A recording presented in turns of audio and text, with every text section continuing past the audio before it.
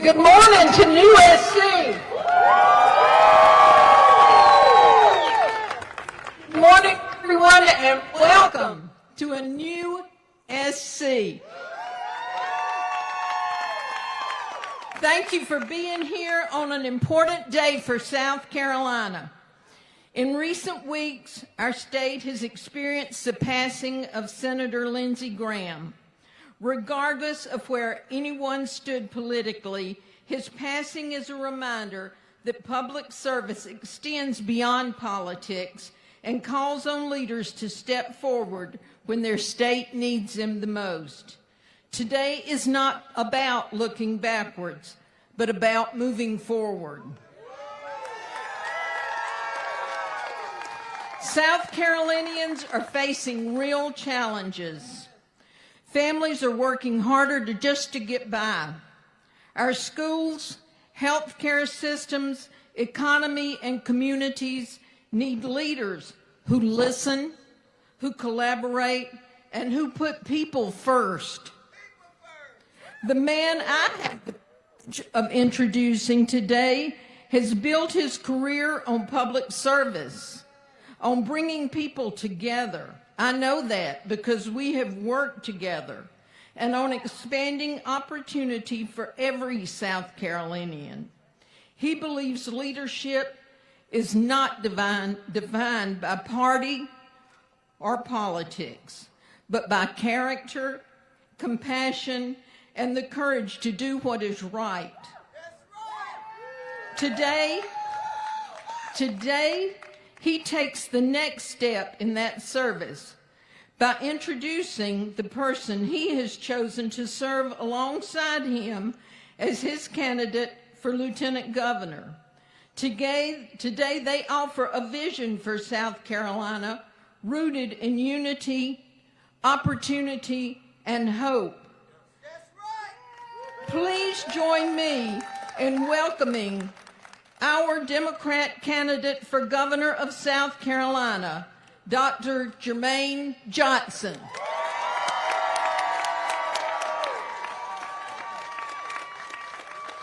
Love you.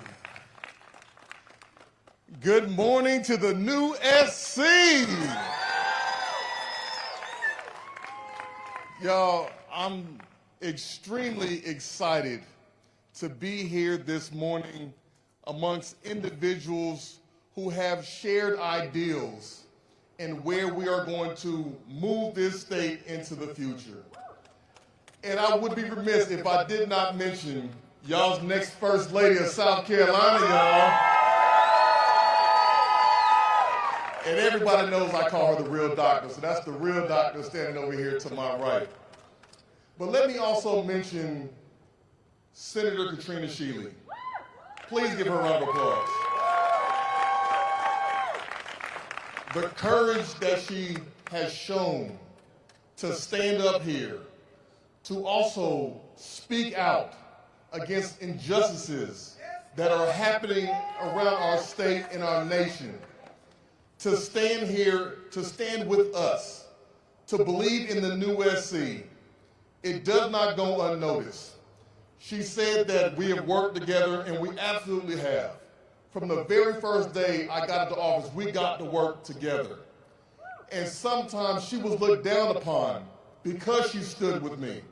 But that's what this is all about. Standing up for what's right. Standing up for the people of South Carolina. Regardless of party affiliation. Regardless if it's Democrat or Republican or non-affiliated, just do what is right. Do what is right. And I believe today we are here to celebrate, to look at the forward vision, and to discuss the individual who I have chosen to be the next Lieutenant Governor of South Carolina. And I want you to understand that this choice was vetted very rigorously. I had to make a decision. And everybody out here who knows me, I don't do things just off a whim. I have to think, I have to pray.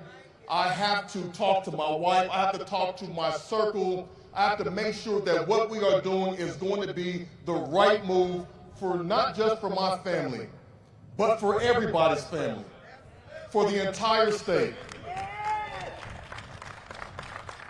I've known Sam Scarding for years. And in the years that I've known Sam, he has been an individual who has never changed. He has never wavered from doing what's right. He has never wavered from doing the hard work, not just talking about it, but actually doing the work, being on the ground, being in the communities, being committed to a vision, a prosperous vision for the people of this state. Sam, see, the thing that impresses me the most about what Sam has done in his career is he has spent a career helping marginalized communities, helping individuals to get the opportunities that so many of us have wished to have. What Sam has done for 7 years was not just helping small business owners attain capital to start their businesses, but what he did was he helped people realize their hopes and their dreams. He helped people to get the access to changing generational curses, breaking generational curses, helping people to reach their ultimate goals. That is who Sam is. He spent years as congressional aide to my fraternity brother, the late, great John Lewis, who told us to get into good trouble, necessary trouble. And that is exactly what Sam is going to do with me here on this campaign trail. We're going to get into good trouble. We're going to get into necessary trouble with the energy and guided by the wisdom of our supporters. We're going to do what we have to do to get the job done for the people of South Carolina. We have a message for the young people in this state that it doesn't matter your circumstances. It doesn't matter where you come from. It doesn't matter what you've been through. You could be the next governor and lieutenant governor of South Carolina. It doesn't matter about your race. It doesn't matter about your gender. You can attain these dreams and aspirations that you have. Sam is so committed to the movement. He's so committed to the future. He believes in this vision, and so much so that he even named his children, his twin boys, after congressional member John Lewis and the Reverend Lawson. This is something, when I tell you, when I heard that story, this let me know that Sam is not about just talking about things. He's not about whether you're black or you're white or Hispanic. He is about the people. And a hero, it does not matter what a hero looks like. A hero is a hero. A hero is a hero. And I'm so proud, I'm so honored to have Sam Scarding leading this movement with me. We will be partners in this movement. We will make sure that we have your ideas at the forefront of what we're going to do, because we're going to be talking to you. We're going to be in every inch of this state, making sure that the people know exactly who we are, that they know exactly what we stand for. That is what we're going to do. Because a new South Carolina, it means opportunities. A new South Carolina means us standing together. A new South Carolina means nobody will be forgotten. A new South Carolina means our rural communities get the support that they need. A new South Carolina means our women will have their rights restored.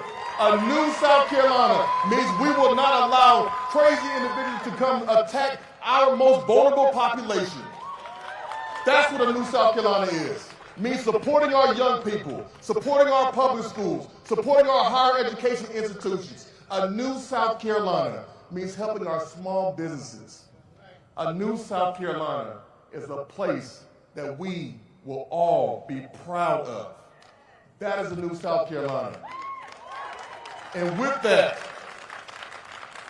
I am honored, I am proud to introduce to you all the next Lieutenant Governor of South Carolina, Sam Carter. Y'all make some noise for him.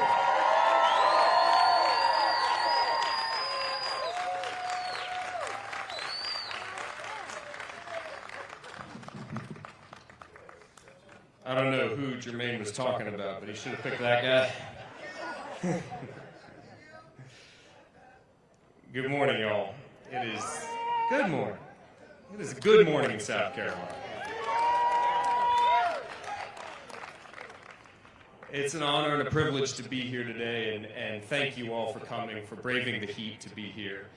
And I do want, before I say anything else, to say that despite the great honor that lays before us in this campaign, no matter what we all accomplish together, the best thing I have ever done for this state was 9 years ago when I convinced a business school classmate of mine named Leslie Scarden to move back to my home state with me after we graduated.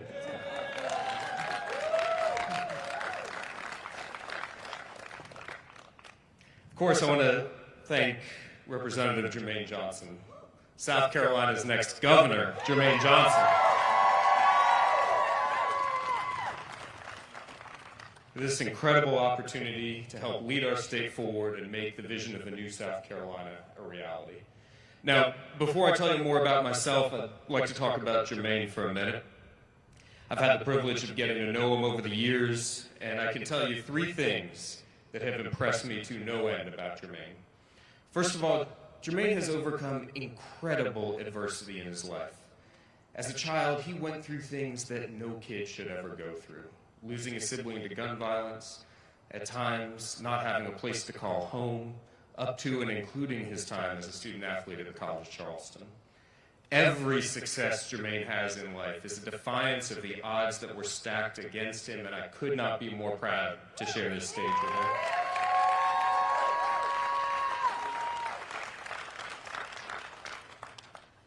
Second, I've seen Jermaine make tough decisions.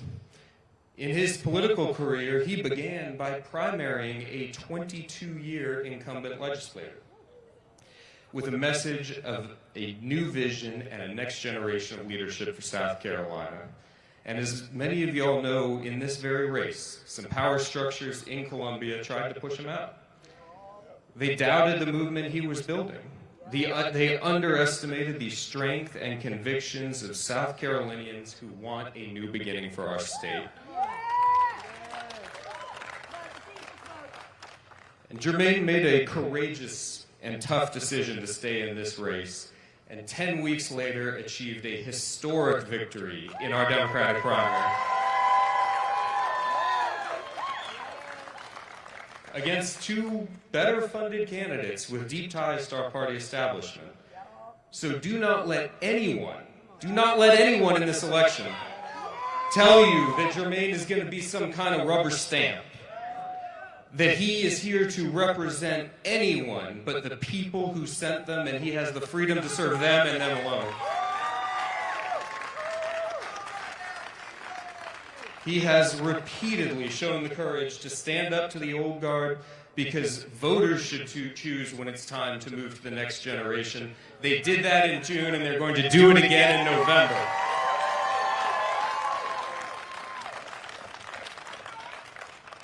Now, I promised you all three things that impressed me about Jermaine. The first was the adversities overcome. The second is the tough decisions he's made. And the third is that on December 3rd, on the week of December 3rd, 2007, Jermaine was the co-Southern Conference Player of the Week alongside a point guard from Davidson named Steph Curry. And Jermaine says he can guard him.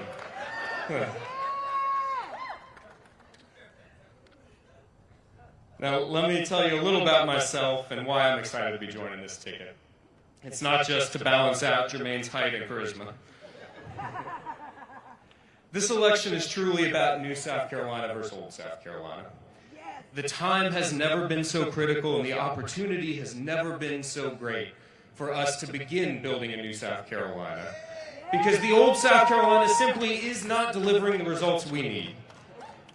In this campaign, we're going to be bold, and we're going to offer real solutions that work for South Carolina families. Jermaine has a line that I love that I'm going to steal from him, that it's time for our state to stop being judged by the success of its corporation, but by the success of its people.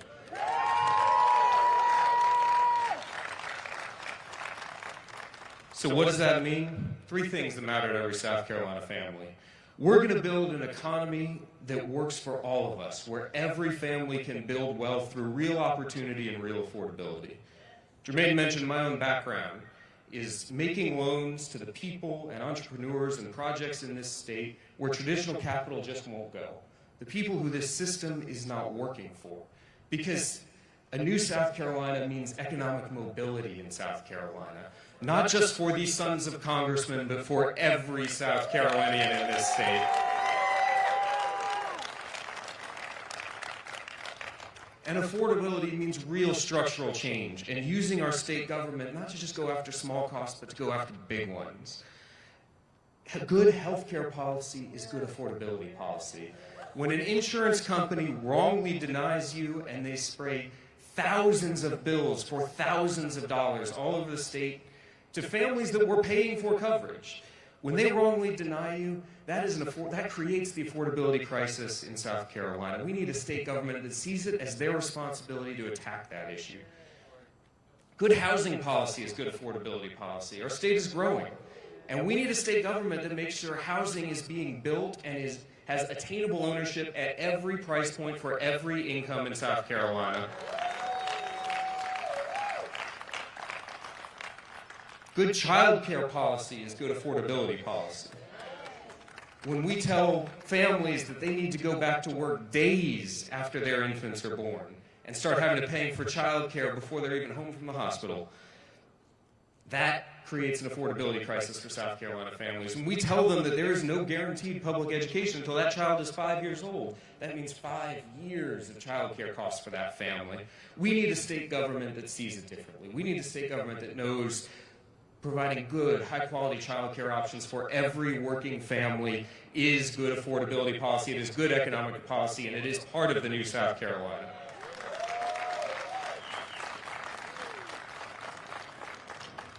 I want to talk about our schools. I'm a graduate of Charleston County Public Schools.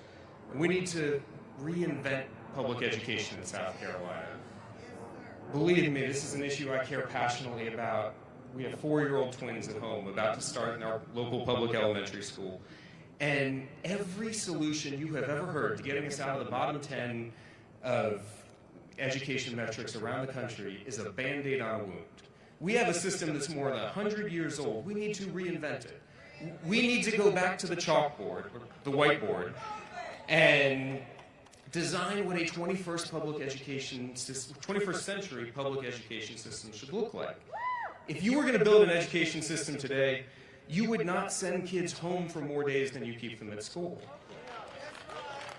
You would not send them home at 2 o'clock every afternoon as if there's always going to be one parent home for them. You would put more teachers in the classrooms and you would pay them better, and you would start them younger, because every ounce of data shows that kids need to be learning before they're 5 years old. And in a new South Carolina, we are going to reinvent our public education system.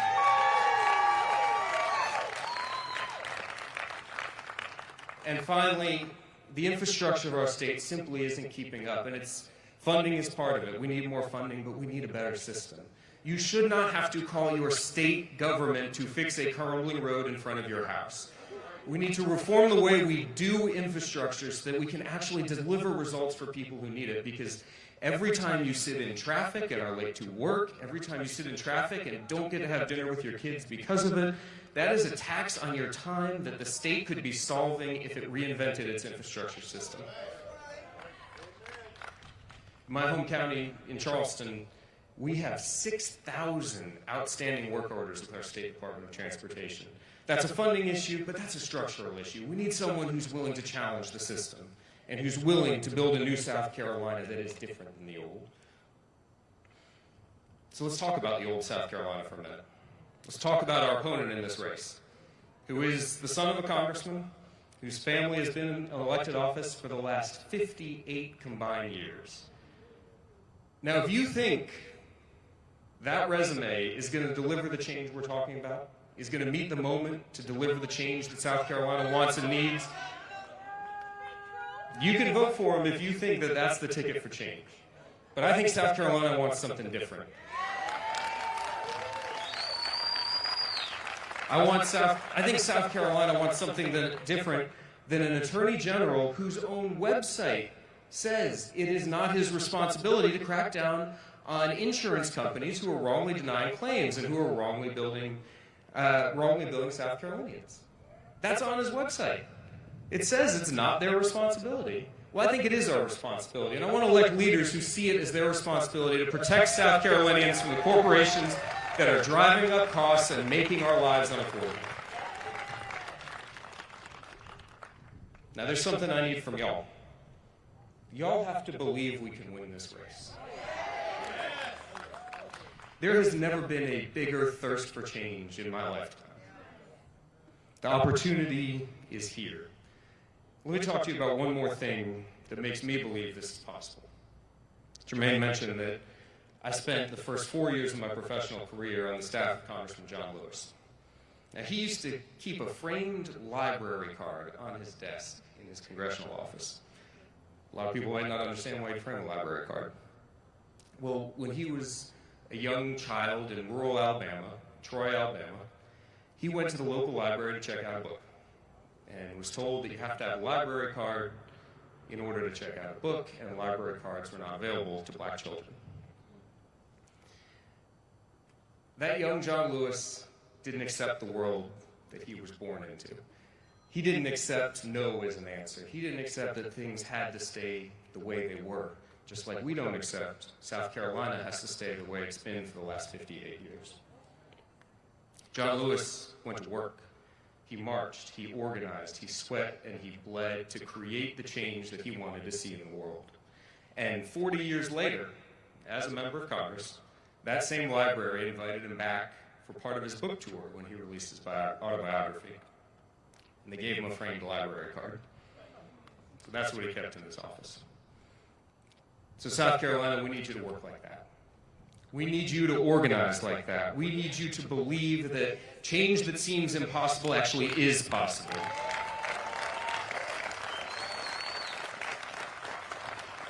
So the next 3 months can decide whether or not our state sees it as their responsibility to take on the big corporations. It can decide whether or not we can build an economy that actually works for us. The next 3 months will decide the quality of our public schools that we vote to, that we send our kids to. But we need you to join us.